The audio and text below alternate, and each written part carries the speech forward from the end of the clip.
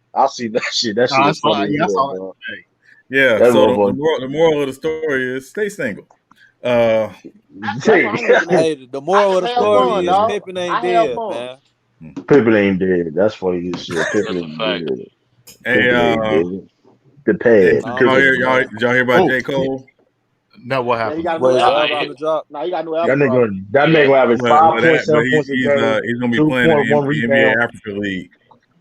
What? That man snapped on that single, boy. That man snapped on that single. Yeah, he's gonna be playing in the NBA Africa League. You heard that single, Sean? You play like what? 3 I heard seasons? it. I heard it. You know I heard it. You play like 6 games. That man snapped. Yeah, He gonna play like 6 games. Ooh, top 5. I got one. Top 5. Man, J. Cole is a bum at basketball, though. That's the top 100. Dust his ass. Yo, did y'all see that new Venom trailer? Yeah, I didn't like the first Venom, dog. So I didn't like the first one. No, I'm saying I think the second one better. The second one gonna be better. How the fuck it was nice? It was alright to me. It was average. So it wasn't great. It wasn't great, but it was alright. It was okay. I don't know what movies y'all niggas be watching. It wasn't bad. It wasn't bad. I only watched it once. Movie with shit war. You only seen it once to do. I mean, it wasn't bad though. It wasn't like multiple times. Yeah, I'm interested in seeing a sequel though. That's what was. You know what I mean? What movie was that? The new Venom movie. Yeah, Carnage. Venom was a bad movie. That's a great movie, bro. Hold on. Whoa, Cisco. Whoa. All right. Hey. First of all, can't nobody on this panel talk fucking DC or Marvel better than I can. So, what do you mean by great? What do you mean by great? You talking about District of Columbia? No, he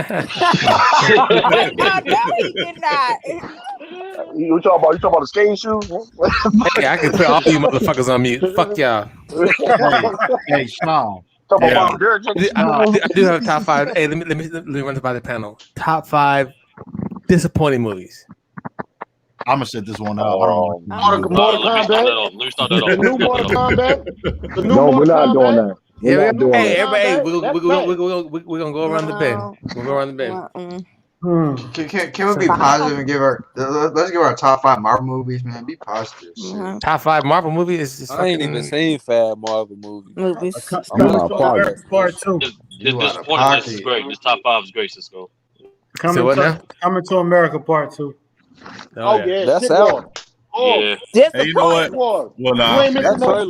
You ain't missing nothing, Showtime. I mean, stand up, Benny. You ain't missing nothing. Don't waste your time, bro. Sure not. I seen by the trailer that shit was corny. Don't even waste your time, nigga. How you get a son? You ain't even fuck nobody, nigga, in America. Where the fuck he come from? Who you fuck? Who you It fuck? was a top. It was a gap. Who you It fuck? was a gap. It was a And you gap. chose Lisa Leslie. I mean, you chose her ugly ass as your baby mama. Oh, chill out, man. That was the baby mom. Yeah, that's the baby mom, boy. Yeah. Oh. That ain't kind of Chose crazy. somebody better. That was kind of crazy, though. That movie was, that movie, yeah. I mean, Tiffany, it was either her or Precious, Oh Lord. Hey, that's all you stand on business. Shit, I think not, nigga. You better tie that girl to a treadmill, motherfucker. Shit. Hey, Sal, that means more to love, nigga. Shit, that's hell no. Boy, that's high cholesterol, diabetes, dialysis. You got chill, man. Y'all got chill. Hey, I'm sorry. I missed it. What movie were y'all just talking about? We're talking about standalone. Part 2. Come to America. So let me give. So definitely motherfucking the Mortal Kombat. I thought it was just gonna be better, especially after seeing the Mortal Kombat anime version. That shit was so fucking lit. It was unreal. Scorpion was off. That bitch was lit. Yeah. Now they just like that. That'd have been a whole lot better. Number 2 is the little things with Denzel Washington and Jared Leto and the dude Rami Malek, whatever his name is. I thought that movie was supposed to be a lot better. That shit was fucking horribly trash. What else? Every Tyler Perry movie. Oh, we're not doing that. Yeah. They'll move it in expectations like that. Him and Lee Daniels need to be banned. And then Superman versus Batman. That was fucking horrible. Yeah, I'm after Cisco. And then let's see what else is there. Con Air. Hey, we ain't doing that. That's what not going to do. All right, I have mine. Any movie with these 5 people: Amy Schumer, Jennifer Lopez, Stop trolling. Stop trolling. Nigga said I'm not Bow trolling. Wow. I'm not trolling. I'm You not are trolling, bro. Because they Jennifer all. Lawrence and Bow Wow You got gotta got a be couple trolling. good movies. I'm bro. not trolling. Had a couple good movies. You wild. Seriously, any movie wild. with those 5 people, I know it's trash. Because Yo, they Lee, all you suck see in that. Robots? They all Lee, suck. you see Robots? Heck no. I know, like Mike, a good ass movie to me. Like Mike is a nostalgic movie. Robots is a good movie. You seen Oh it wait, enough? Roll. Oh, Yeah, you said Roll I Bounce thought- is a I good thought you movie. said- Yeah, I Roll thought you Bounce said is Robot. good. No, Roll Bounce. I've seen it. It was all right. Yeah, that's what Bow Wow, nigga. Yeah, it was like how many movies has Bow Wow been in? More than one. Yeah, A lot of but these you said Piggy all his movies was movies weak as trash. hell. Oh, okay. It was fire though. Okay. I'm hungry, nigga. With the I'm exception broke. of that. With the exception of Nigga that. said Russ I'm is broke. trash. Nigga, That was an Oscar broke, worthy. nigga. That nigga should have won an Oscar for that shit. I That was can't Oscar. eat. That was Oscar worthy, That man. was an Oscar worthy moment, That dog. nigga That said we shit was. broke, I can't nigga. eat. All right, hold on. I'm What's y'all? hungry. Was They gave that Tokyo movie Drift 4 out of trash? 5 stars for me. I don't So think what? Tokyo Drift was trash.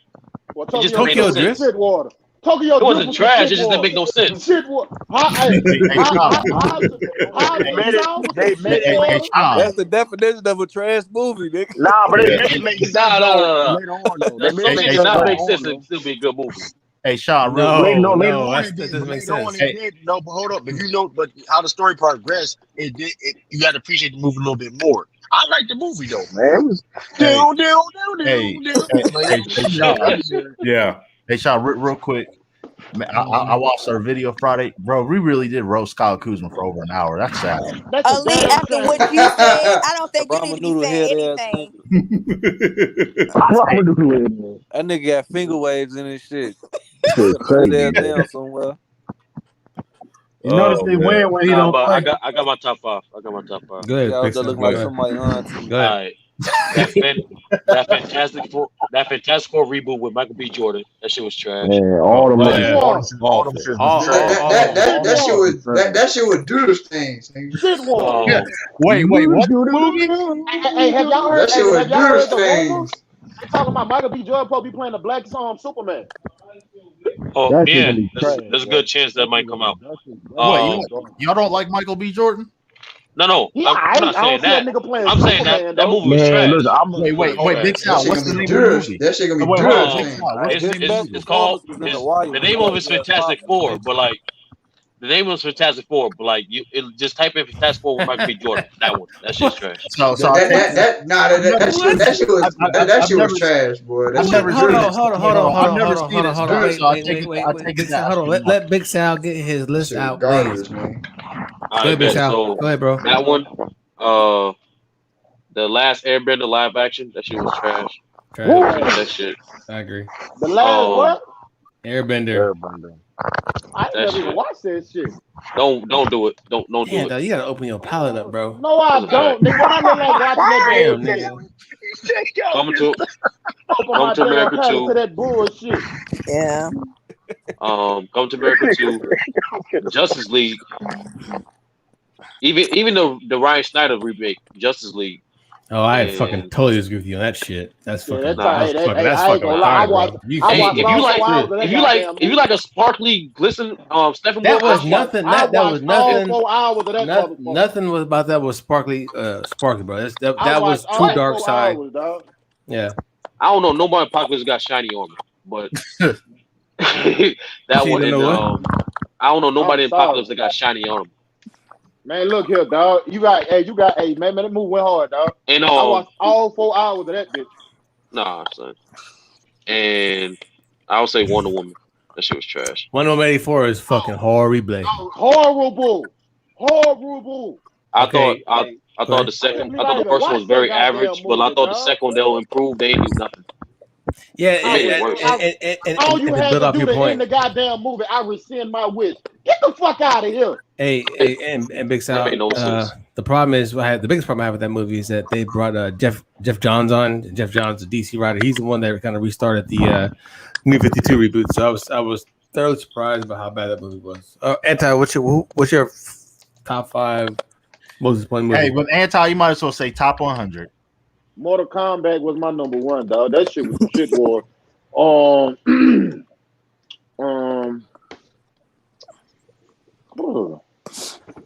Told you that Caterpillar movie, boy. That shit, boy. Ew. Caterpillar movie? Yeah, that. What would you call it? Human caterpillar. Oh, centipede, human centipede. Yeah, the human centipede. Yeah, that bullshit. But that shit is disgusting, boy. That shit is disgusting, man. I didn't even. What the fuck is I that? used to have that motherfucker on Netflix. He's showing motherfuckers' Anti. Yeah. Can we pause for just one quick second? I want to respond to this. Natalie and Tayshaun, we are not comparing Michael B. Jordan to the next Denzel Washington. The next Denzel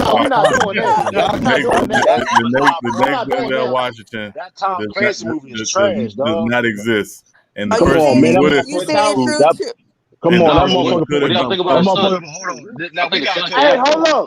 Hey, his son making a point. I think his son can act though. His son can act, and his son is better than Michael B. Jordan. And Chadwick had a chance, but we're not doing Michael B. Jordan as the next. Come on, man. Listen, we're not doing that. Wesley Snipes is his ceiling. That's his ceiling. Okay, moving on. Go ahead, Anthony. Wait, that disrespected was Snipes, low key. That's fucked up. It's his ceiling. He said Wesley Snipes is his ceiling. God damn. I don't know about. I don't know. Man, Wesley was the man back then. Yeah, he was. He was good in the 90s. That's about it. It was hard in the 90s. Y'all fucked up, bro. It was hard in the 90s. It was hard. Natalie, I got love for you, but the potential, no, there ain't no potential. Yeah, there. y'all gotta stop hyping up Michael B. Jordan. Y'all gotta stop with that Michael B. Jordan shit, bro. Black Panther, man. Y'all this overhype nigga that got in shape. Now y'all on his nuts. No, we not doing that. All his roles is some shit he'll really do. Like he don't play no tough roles. Like it was hard in the 90s. Stand on business. Stand on business. Did y'all hear about Creed 3? You gotta see this nigga new movie, dog. That shit. Shit. You gotta see this shit. I don't be watching movies like that. I ain't gonna lie to you. Hey, this nigga lit the car on fire, thug. And then sat in the car. Hey, after I got finessed by that Moonlight movie, bro, I thought that was gonna be some gangster shit, bro. I got in that movie theater, walked the fuck out. Oh man. Hey, first of all, they finessed the fuck out of me in the trailers, bro. I ain't gonna lie to you, bro. Hey, Yo Khalifa, you are tripping to say Tess Harris the next Denzel Watson. You on some crack, bro. No, bro. We can't do that, bro. Hey, man. Hey, man. Chill out, man. I ain't went to a movie theater since I walked up that shit. Moonlight? Hell yeah. I haven't watched it. I heard about it. It had some sweetness. It's hard, better than Michael B. Jordan. Who? So hey, that cat, that cat named his name is he was in the movie with Equalizer 2, Ashton Sanders. Yeah. He's actually a good actor. If you watch I don't know if you guys ever watched Captive State. That's just fucking good. What was this character Equalizer 2? I'm sorry. He was Miles. He was the young man. He was Robert Carl was mentoring. Okay. Yeah. I recognize. Hey, Sean, Will Smith or Denzel? Oh, that's not even a comparison. in my humble opinion, I think Will Smith has made 2 great movies in his career. Oh, we're not doing that. We're not doing that. Hold on. I said he's made 2 great movies, 2 all-time movies. What's the 2? One of those movies is great because of him.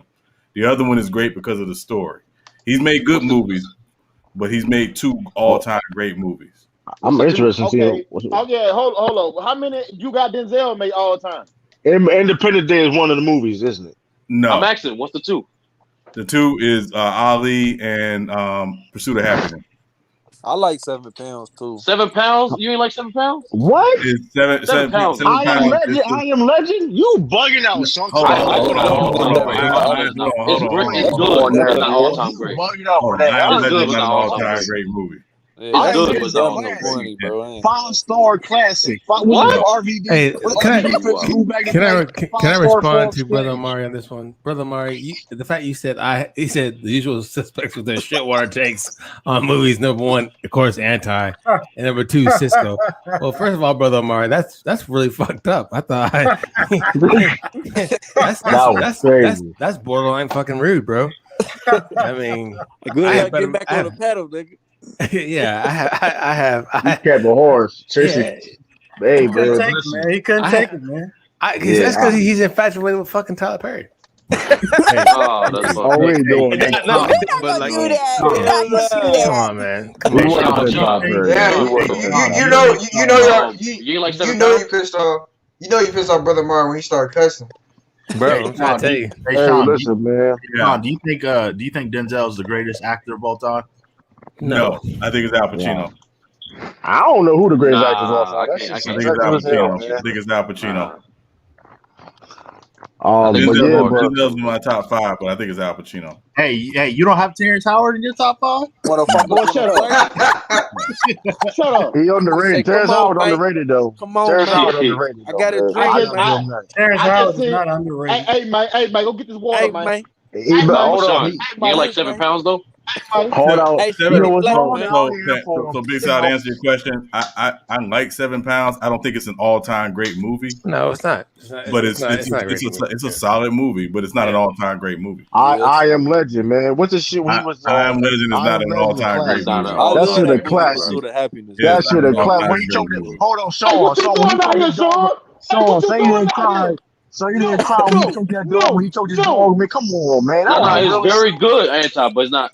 I mean, true, it's very good, but it's not. It's not all time. Why did he put his character in so much when he Pronto dude outside the shop, bro? That was Fresh Prince of Bel Air. We gonna crazy too.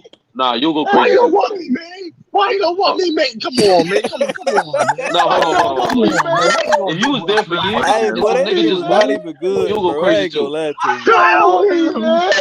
Come on, man. Denzel don't got shit like that, man. I'm just saying, Hey, bro, man. that shit was I appreciate it, brother Mark. I ain't gonna lie, that was not good acting. I'm gonna marry me a bad honey. It ain't shit. You gotta find out.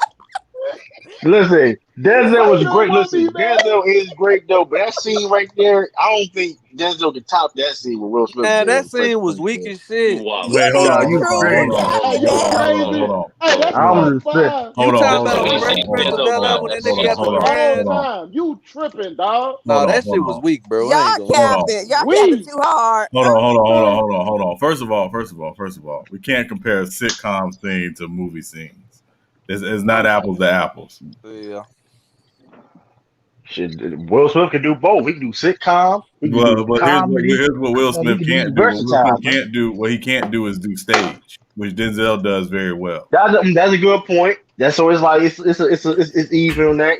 Will Smith better on the sitcom. That's 90. I would say that's almost 70% of actors that are But Hollywood. Will Smith not known to do stage. Man, though. and shorties that think Denzel Washington really is Malcolm X, bro. He played that damn so lie. good. Yeah, but That's you a can't lie. hold that. Just because an actor doesn't do stage, you can't hold that against him or her. No, I'm saying Stage is I'm hard not shit saying to he play. doesn't do it. I don't think he can. I don't think he can. And he doesn't have to. I mean, but you still can't hold it against him. That's not his Sean, I got a bro. good comparison. Yeah. Nah, he's not a big of a star, but I think technique for technique, I think he got Denzel. Michael J. White. No. Hey, Cisco. Michael J. White. Hey, put you on timeout for that. Yes, thank you. Cisco. You probably Lawrence thank you, Fishburne. Cisco's totally right. Yeah. Michael J. White. So I won't even say that shit. yeah, so Big Sal, I would agree with you to a point. Because I've seen Lawrence Fishburne do I've seen him do Othello, I've seen him do Shakespeare, stuff like that. So when you can do Shakespeare, that's the different level, which Denzel has done as well. I just think Lawrence somehow is underrated because people don't bring him up in their top. Yeah, it's because to me the best role I've ever seen him do in a movie is when he played Ike Turner. He made you. I'm dead. I'm telling you, he made you hate Ike Turner. This dude. People hate Ike Turner. You on mute, J Mac. Yeah. That made me start pimping, man. You're on mute, J Mac. I said he made me want to go get a guitar. Yeah. I'm telling you, he Rocket 88 was my shit, nigga. Rockin' 88 was my shit. Hey, you guys gotta admit though. You guys gotta admit that we have a pretty good crop of black actors coming through, male and female, of course, for this next generation. I really do. Everybody from the guy who played Get Out, Saunders, the guy who played in the Black Messiah or the Black Judas in the Black Messiah, Daniel Kaluuya. Yeah, Daniel Kaluuya. But the other guy too. The guy Lakeith Stanfield. Yeah, Lakeith Stanfield. I like Lakeith, bro. He's pretty good, man. Hey, Sean. great actor, man. Yeah. Hey, Sean, how about this? In terms of actors or actresses, if you want to combine the two, who's in your top 5? I know you said Al Pacino and Denzel in your top 5. Yeah. I thought we did that. Yeah, we did that. We did that top 5 the other night. But yeah, I have De Niro in my top 5. Oh. I have Tom Hanks in my top 5, and I gave Jeffrey Wright. I'm a big Jeffrey Wright fan. Cameron got to be in there for Killer Season. And, Yo, hey, yo, if you never see, if y'all never seen that scene, right? Y'all never listen. If y'all never see that scene when his niece got shot, that shit is fucking gold. Yeah. Hey, but that's the most entertaining shit of all time, man. Hey, but Lee, I'm telling you, who I gotta give major love to. I gotta give major love to Viola Davis. Yeah, Viola Davis is the only person I've seen actually outact Meryl Streep. Oh shit, and Denzel. Well, she held her own against Denzel, bro. She held her own against Denzel, but I'm talking it was even. Meryl Streep. In Fences, it was even, yeah. Yeah, man, Fences was serious, boy. Yeah, Fences was serious, but that scene in Doubt with her and Meryl Streep, man, oh my gosh. But that How to Get Away with Murder, she's the shit in that though. Yeah. So if I had to if I can put one movie out there where it was just two actors going toe for toe, and I gained respect for, has to be Tommy Lee Jones and Samuel Jackson in Sunset Limited. Sunset Limited, yeah. The Sunset Limited was man, it was just fuck. That dialogue was fucking good. Has everybody on the panel seen the movie Heat? No. I think so. I've seen it a long time ago. I think so. Remember, I told you a friend of mine was in it. Oh He was yeah, in the bank scene. yeah. The scene at the diner between Pacino and De Niro. Yeah, classic. One of the best scenes I've ever seen in my life. Yeah. Now If you take that scene and multiply it through a whole movie, I would say, yeah. Hey, has anybody seen the movie Tenet? I tried to watch it. I couldn't finish it. I couldn't finish it. Boy, that's just motherfucking confusing ass movie, bro. That's a confusing ass motherfucking movie.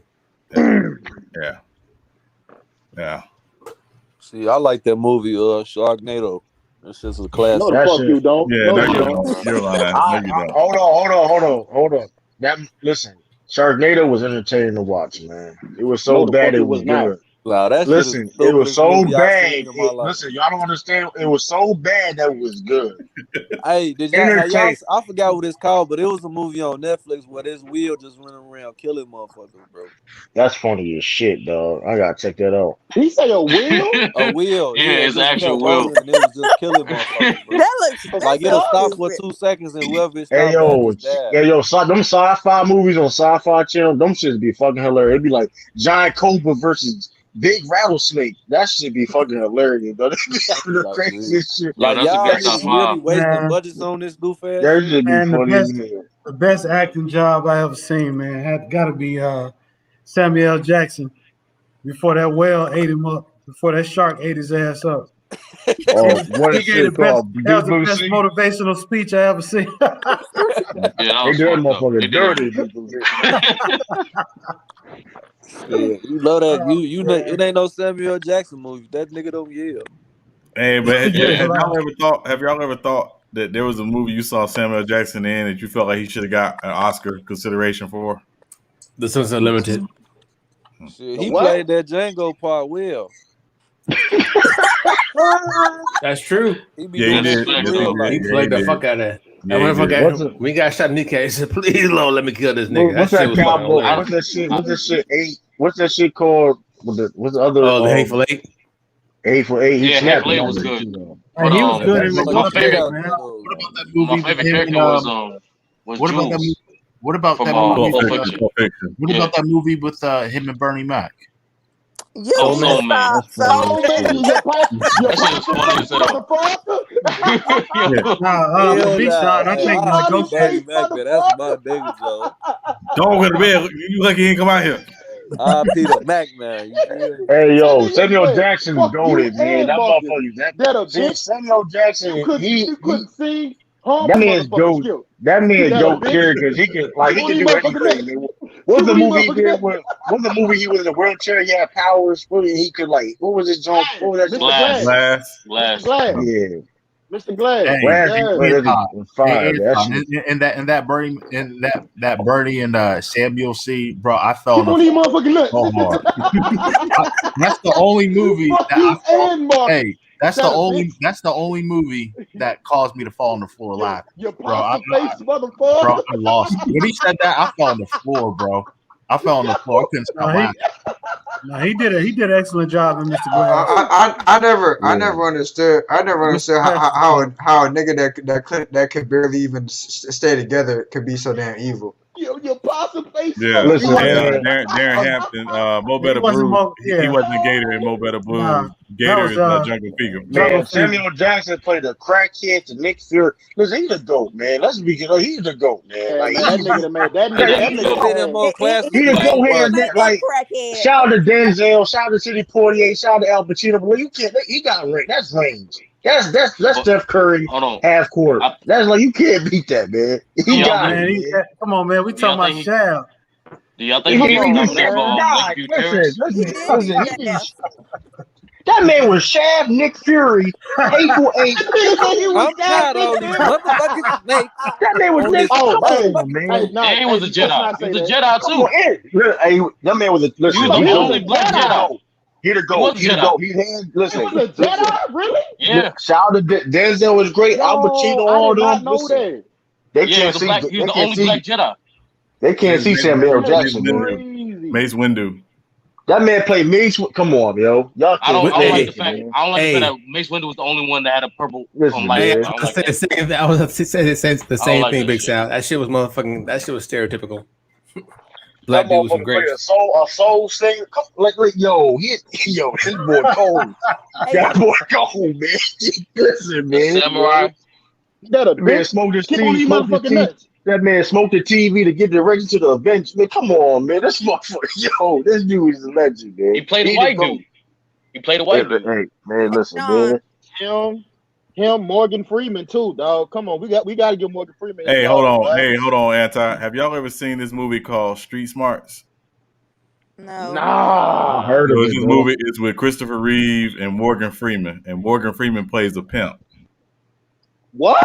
Morgan Yes. Freeman? He said, "Yeah, somebody get these bitches." Listen. I'm trying to tell you. Listen. He was a bad dude in this movie. Like the premise of the movie is Christopher Reeve is like a reporter. He writes this article about this pimp, but he makes it all up basically, and he gets connected to Morgan Freeman's character, who basically takes him inside of his life as a pimp. And when I'm telling you, you've never seen Morgan Freeman like this. Like Morgan Freeman should have won an Oscar for this. It was like. Oh, hold up! Didn't he have a Jerry curl with a ponytail or some shit like that? I don't think he had a ponytail, but this was made in the late 80s. It was made in the late 80s. What's her name? Pamela, the black. You like crack, don't you? Yeah. Joe Clark. Yeah, everybody go to the Joe Clark. Don't jump. Yeah. He played Joe Clark. Come on, Morgan Freeman. What was it? That nigga played old boy in Shawshank Redemption, driving me. Any adaptable too though. You know he played God. Actor. Yeah. He's an older actor. You said he played God. And what? Bruce Almighty. Bruce Almighty. Yeah, he sure did. Damn. Hey, I got one for y'all. Do you guys think Kevin Hart's overrated? Hell yeah. Yeah. Funny at all. Hell yeah. He's all-time. Hold on. He's an all-time great, but he's overrated. I gotta He's overrated, dog. Number-wise, he's He's not all-time funny. Hold on, stand on business. Hold on. He is all-time funny though. I like his series. I mean his that his nigga's not stand up funny though. to me, His bro. stand-up fell off though. Seriously funny is one of the best stand-up comedies I ever seen, bro. I agree with that. That best stand-up comic I ever seen, the bro. first time I watched it, but after I kept watching this shit, I did not like Gamma it. gamma gamma gamma gamma gamma juice. Who the fuck you think you talking to? Hey, yo, That that's nigga funny. said, "My mama told me to tell you." Yeah. Get your damn motherfucking business, bitch. You're too. That nigga said you got a long titty, no nipple. Okay, Sean. Okay, what do y'all think about Well, Lee, can I finish my point? Thank you. Hey, we ain't used to all this sassiness, you heard me? We ain't used to all this sassiness, man. Yeah. What's up, Tiffany? Who is the worst overrated actor or actress? It can be Too either many one. to count. Michael B. Jordan, as of right now. Halle Berry is my number one. You said who? You said wait. Who's your number one? We're not doing that. Overrated actress or We're not actor. doing that. She's my We're number not one. doing that. Overrated. We're not doing that. Who overrated? Wait. Who you say your number one was? I said Halle Berry. What movie has she really played that you was like, oh my goodness, She's not lying. Tiffany's not lying. Halle Berry is very overrated. Her acting skills. Come on now. Hey, she did her thing in Swordfish. We're not gonna do that. Hold on. People care about her looks more than her acting skills. Let's be real. People care about her looks more than her acting skills. The reason why people want to see Swordfish because she showed her titties. That's the only reason why people want to see that. Okay, Anti, give me one line. What you say? How? Give me one line. Give me one line. You don't know. What for Swordfish? Yeah. Give you one line for Sword. Give her that's one line monster for ball. Swordfish. Hold on. Man, come on, dog. Come on, I ain't seen Swordfish in years, dog. Okay, that's what I'm saying. The thing is, hold on, Anti. Here's the thing, right? Could any other actors have done that role and it's still been a decent movie? Yes. Yes. I don't know, dog. You know what I'm saying? I don't see Sanaa Lathan playing that role over Jana King. You heard me? So like, you just don't do that. Don't do that. What you mean? I can't see them. They ain't way better actors than role, bro. Way better actors than Halle Berry. Don't do that. They don't look better than motherfucking Halle Berry though. Hold on. You going better than Halle Berry though. Hold on. We talking about actors. We talking about actors. You talking about looks. Like she's overrated. You gotta have both though, man. You don't have to have both. All day. That motherfucker, Kevin. Hey, stand on business. You're right. I mean, I'll take Nia Long all day long. But since I mentioned Chris Rock, Kevin Hart, what do you guys think about Chris Rock? That nigga's not funny to me. You wild. I can't speak on Chris Rock. I never followed him.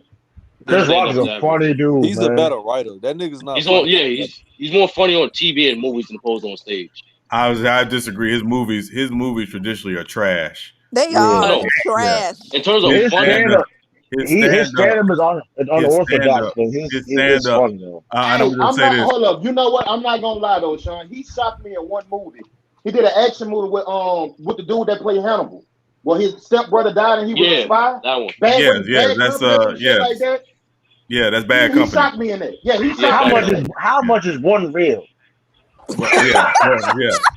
Come on, let's be real. His best performance was Pookie. And he did good in New Jack City. Who's better, Chris Rock or Jamie Foxx? Was As an it actor, funny? Jamie Foxx, but in comedy, Chris Rock.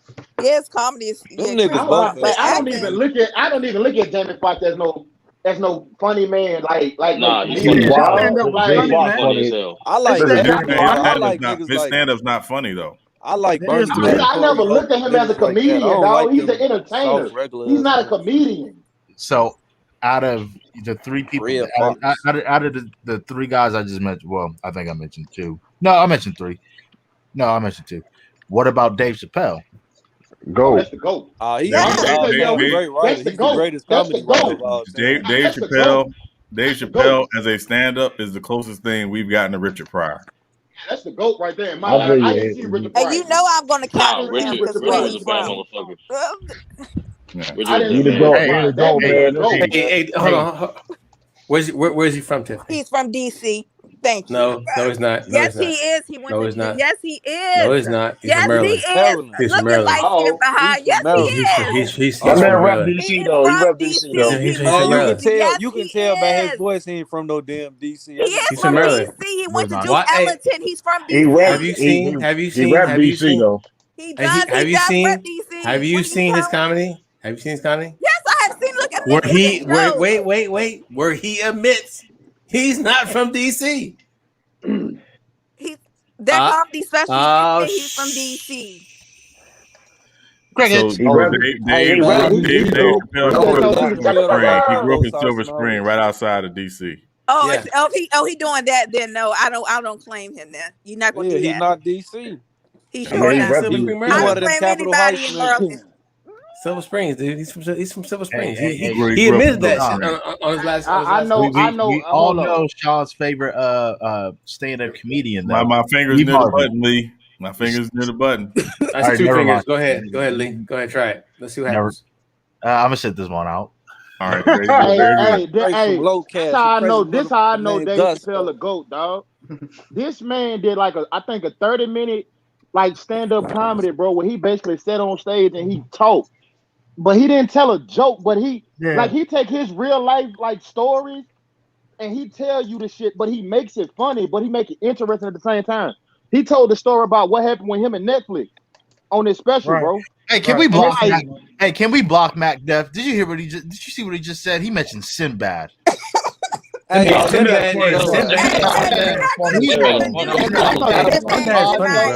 He's not funny, bro. He's not bad. He was good in the Sinbad 90s. is funny. He was Sinbad good is on a funny, different man. world. He's not bad. The top 5 though. That nigga's not funny. I don't know. Hey, listen, that's his That nigga's opinion. corny. Sinbad is a funny dude, though. Yes, And he plays in the band too. So yeah, but he's top 10. Yeah, Sinbad's funny, but he's not better than George Carlin and people like that. You know. Well, so let me put that on the George Carlin piece too, because George Carlin had a very nasty habit of once he found out people were just coming just to see his shows, he would give out shit shows on purpose. That's what he would do. And he admitted to it because he was either uncomfortable with the celebrity being that part of a celebrity, but he would purposely give shit shows. Hey, I give y'all hold on. Jokes too. Hey, I give y'all another underrated actor that don't get his flowers, bro. Because he had a good ass series on I think it was BET back in the day. Do you remember the nigga name from A Low Down Dirty Same, Sonny Rothmiller? What's his real name? Charles S. Dutton. Yes, sir. I gotta get that man his flowers, dog. Yeah, he's a that good man actor. been in the business for a mile. Yeah, he been in the business for a I liked minute. the show Rock if anybody watched it. Is that the show? Is that the show where he? Rock was a groundbreaking show. Yeah, I like that. Is that the show where he choked the shit out of Clifton Powell? Yes. I think so. Yeah. Oh, that nigga choked the shit out of Clifton Powell, dog. One of the best supporting role motherfuckers. That motherfucker. But he can't everything, dog. Yeah. But he can't carry a movie by himself though. Yeah, well, he can't. Has he ever did that? Bootleg. No, I don't think so. He's on those bootleg movies. He's all but he sticks out though. Every movie he plays, he sticks out. I gotta give him that though. He plays out because he can't carry a movie like he said though. Dog. I ain't seen a movie that he starred in. Hey, you know his role though. Listen, everybody can't carry. Listen, but he does his role good. Faggot ass Chauncey. Yeah. hey, Sean. Sean, you have. Who is faggot ass Chauncey? Who is that? Sean, you have Richard Pryor. You have Richard Pryor as the GOAT, Sean. Yeah. Yes. Kane whooped his ass. I can't. I know you know that. I know you know that. Okay, I know. I know what you're talking about. So Steve Harvey's not on your list. Steve Harvey is not even. Harvey is not even funny, bro. We're gonna be knee deep. I don't like Steve Harvey, but I think you know this. He's funny. Steve Harvey not even funny, bro. Steve Harvey's funny too, man. Nah, DL Hughley's funny. Steve Harvey. No, he is not funny. I understand. Never funny to me. Hold up. I don't even understand how they that's had a shame, that brother. comedy show with DL Hughley, Steve Harvey as the host, and Cedric the Entertainer, dog. Like they are not funny to me, bro. Cedric is funny though. No, you bugging out with Cedric. Cedric is not funny, dog. Niggas ain't funny. Cedric was the nigga that Cedric killed was that show funny was as hell, Bernie dude. Mac, dog.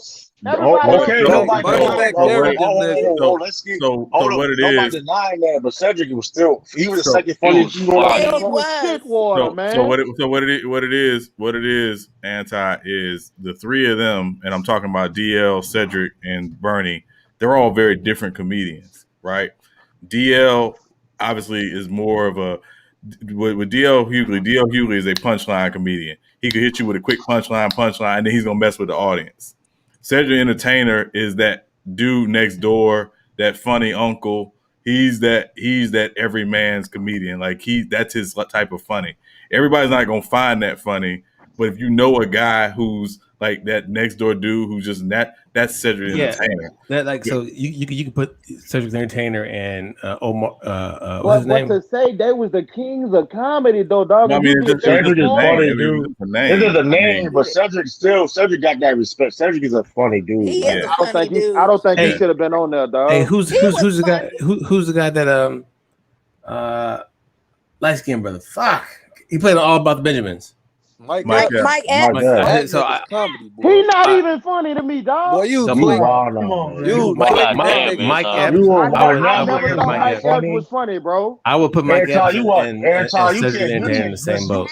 Corny. You can't He's talk not about comedy funny. no more, Anton. You can't talk about comedy no Corny more. to You me. said He's Mike not Epps. funny. Mike, you trying to tell me Eddie you Griffin's up there. Hold on, let me hold on. You Yeah, trying to to tell me, Mike he's Epps, the closest thing to Richard. Hold on, Pryor. Anton. You trying to tell me you never Hold laughed up, you at the think Mike Epps is the closest thing to Richard Pryor? No. He's I'm going talking to about play Eddie him though. Griffin. He's actually So- going to play him. Eddie Griffin comedy. That nigga funny, boy. Nah, that's Anton, comedy. let me ask you a question, Anton. So you trying to tell me you never laughed at anything Mike Epps? You No, never Mike laughed at Epps anything is Mike just Epps? he just a Hold funny on. ass nigga. Oh my God. Hold up. I swear to Yeah, God, bro. he just funny. Hold up.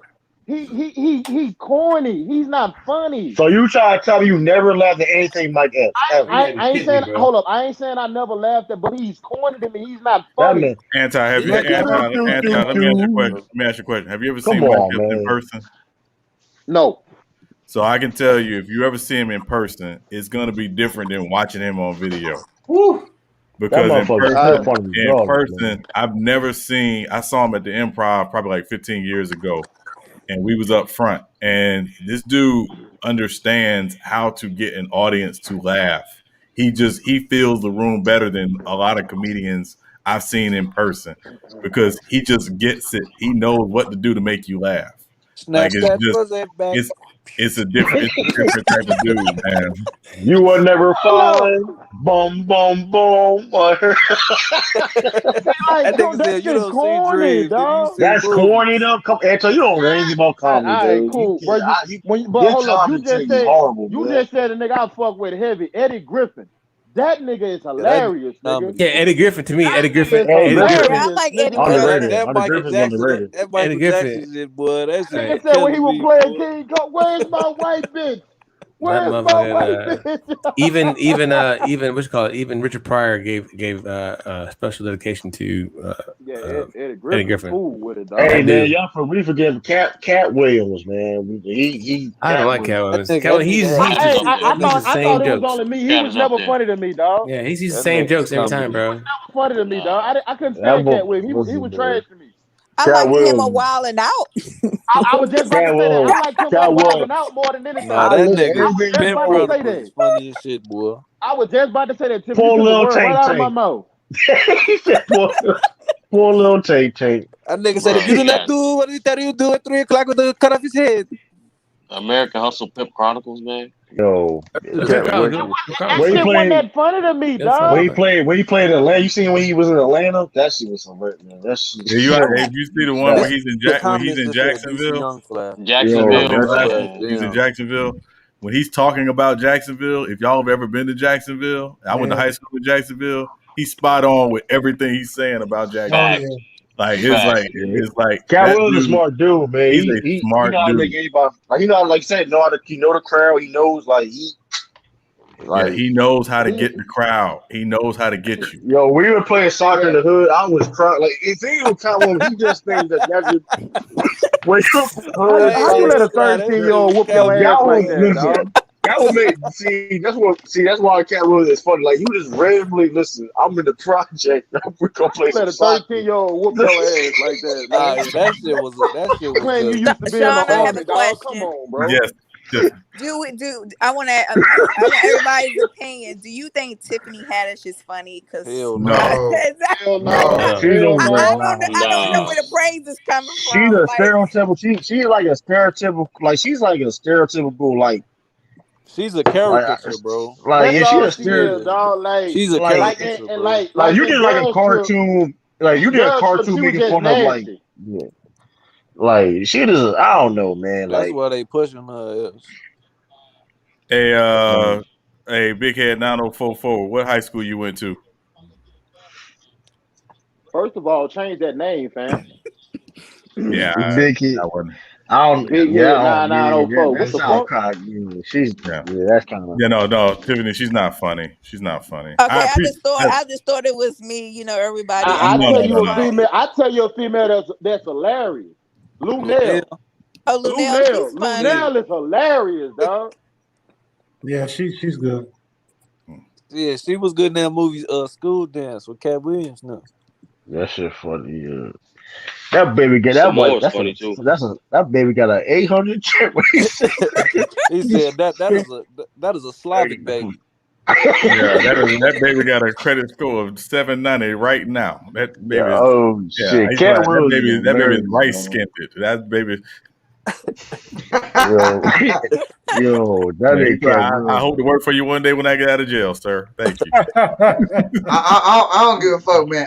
A pimp named Slickback. Yeah. Oh Hey, my god. Okay, Mr. Slipback.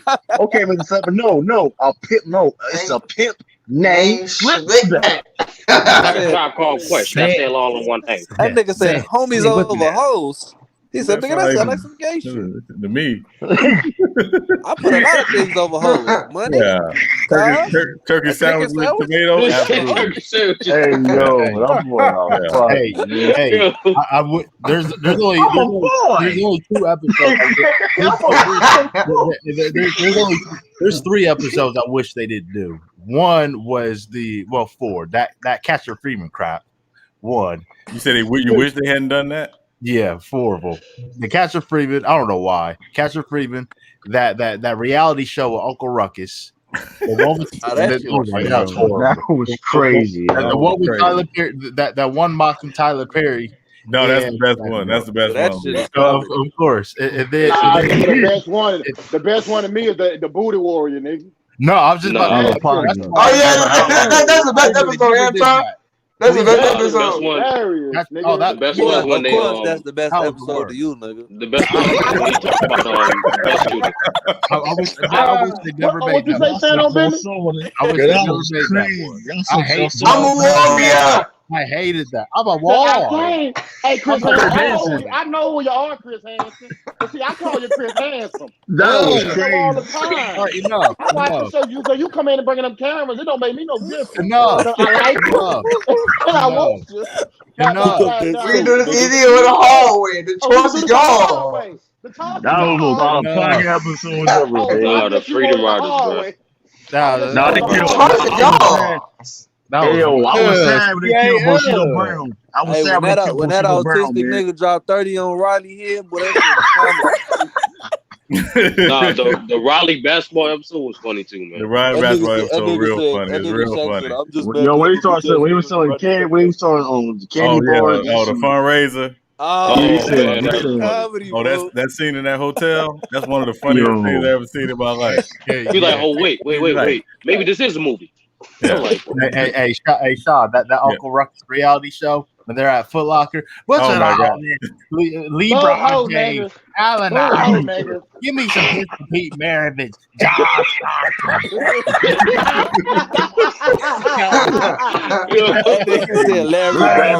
Larry Bird. Walling, man. Oh, man. Nigga. Yeah. Oh my God. And then he's like, see, I got about 42 jobs. I work a week, but niggas say they can't find two. Niggas. On the pocket, man. Oh my God. Hey, that segment episode funny as hell too. Oh yeah. Oh man. I like the Oprah shit. The Oprah shit was funny. Yeah, bitch. Bushido Brown, man. The health. Ed and Rummy is the funniest part of the show. They killed my man Bushido. They killed my boy on that one episode. Uncle Stick Meter, man. Stick Meter, that shit classic. That one episode. What's that one episode? Oh yeah, the health inspector. Oh gosh. Oh yeah. Anti favorite episode is when they came home. When Lil Wayne them was on that motherfucker. Talking about the Katrina episode. The return of Katrina. Yeah, the Katrina episode. That nigga said, "You lucky, you my own boy." I be robbing y'all niggas out of everything. I would have got out of y'all. Would have been left with nothing. The quarantine episode was funny too, man. Oh yeah, that speech. Oh my God. Yo, they brought Martin Luther King back. That shit was crazy. Yeah. Make it real. Buffalo wing. Boneless. Remember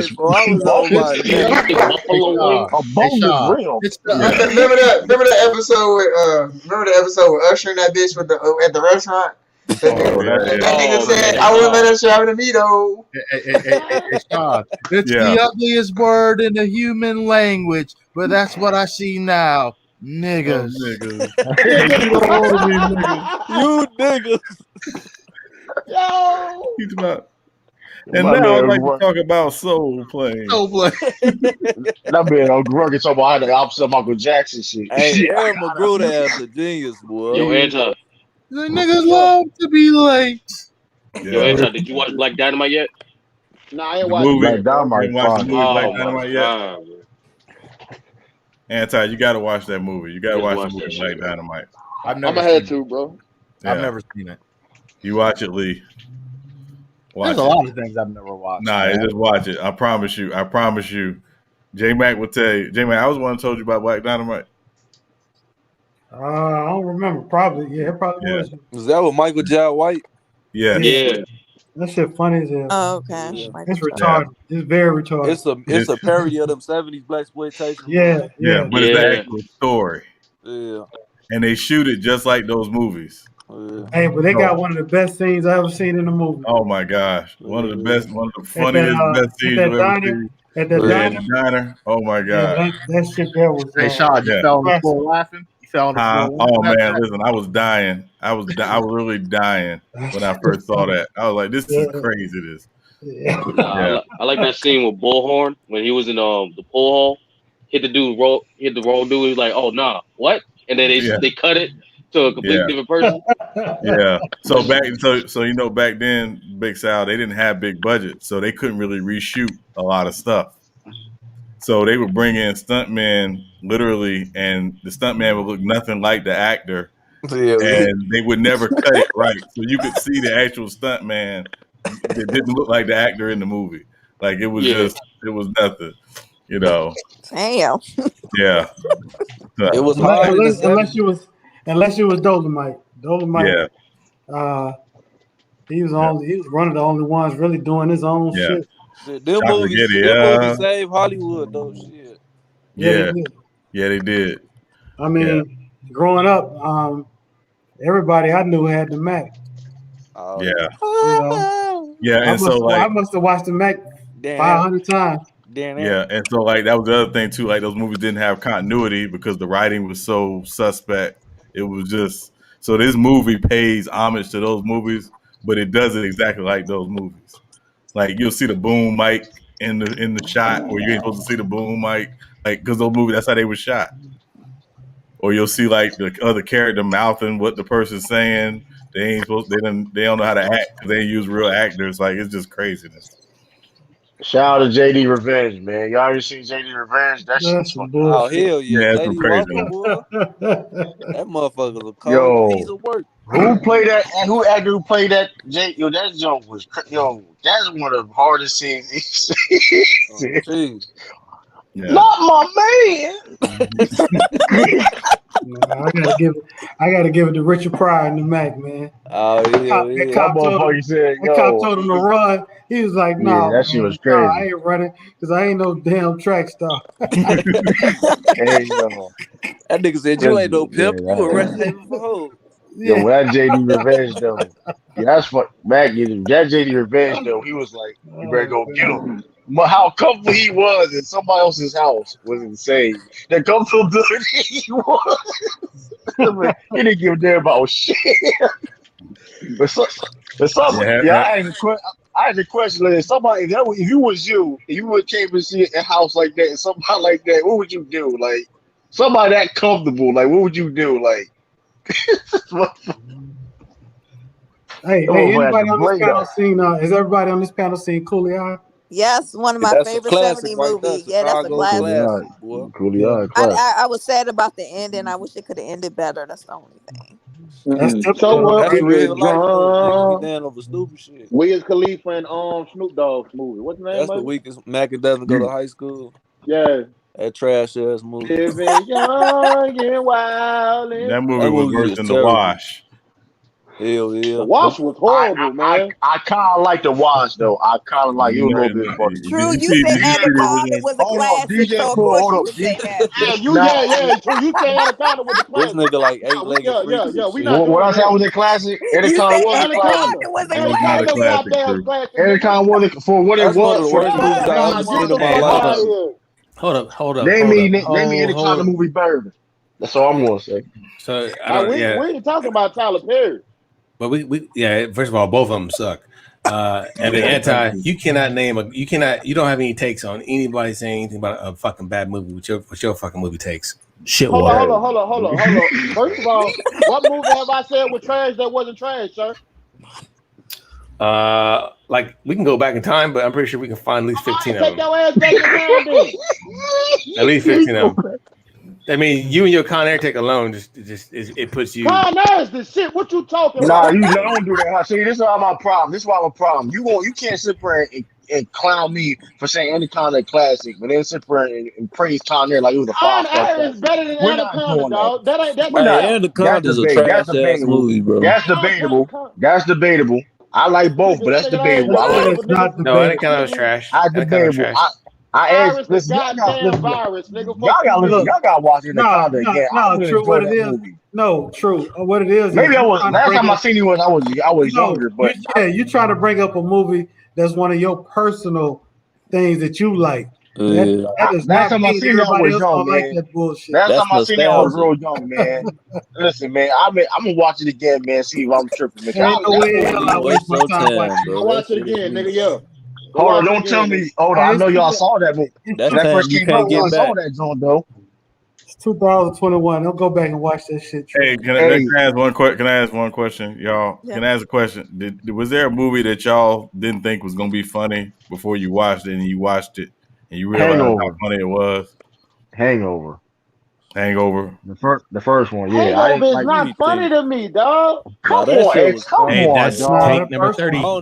Come on, dog. That's crazy. That's take number 30. I'm gonna say this. Hold on. Now, Hangover 3 was a disappointment. It was a little bit disappointing, but Hangover was the first one. The original Hangover was very funny. Hey, Step Brothers was like that. I thought that shit was gonna be corny. And Hangover 2 was funny too. Hangover 2 was funny too.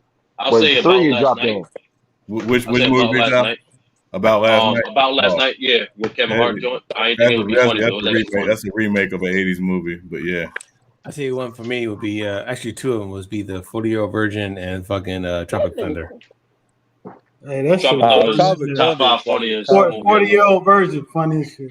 Tropic Thunder, that shit. And then I found out it was that shit was fucking bro. Talladega Nice. I ain't think Talladega Nice. Talladega Nice caught me off guard a little bit. I don't know why. It was based off a NASCAR movie, but like funny. That shit was funny. The Ricky Bobby thing. Yeah. Like hey, I thought you said it was only in the first. It's second, third, sometimes fourth. That's more of a classic. Which one? That's more of a classic than Anaconda. Hey, listen. Man. Listen, man. I know when the Anaconda came out, y'all was first in the box. You know what I mean? You saw King Dog sit there and watched it. Don't lie. No, Don't lie. I waited till it came on video. What are you talking about, man? This fucking. Why are we still on this movie, that bro? was a blockbuster movie for me, bro. Come on, man.